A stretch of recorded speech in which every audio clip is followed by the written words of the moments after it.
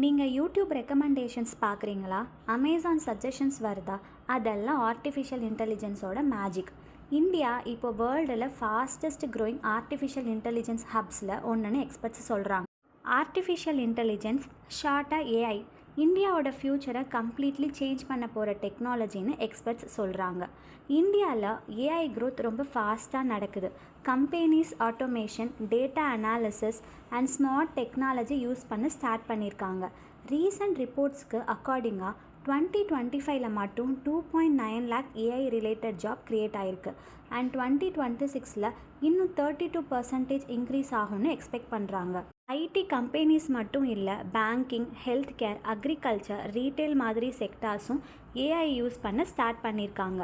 எக்ஸாம்பிளாக சொல்லணுன்னா, ஏஐ ஹாஸ்பிட்டலில் டிசீஸை டிடெக்ட் பண்ணுறதுக்கு ஹெல்ப் பண்ணுது.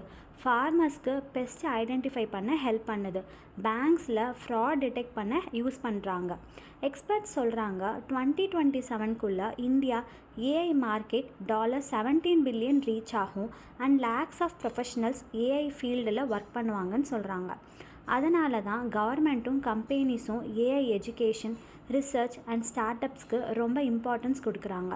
ஸோ சிம்பிளாக சொல்லணுன்னா, ஆர்டிஃபிஷியல் இன்டெலிஜென்ஸ் இந்தியாவுக்கு ஜஸ்ட்டு டெக்னாலஜி இல்லை, அது நெக்ஸ்ட் ஜென்ரேஷன் க்ரோத்தோட பேக் போன்.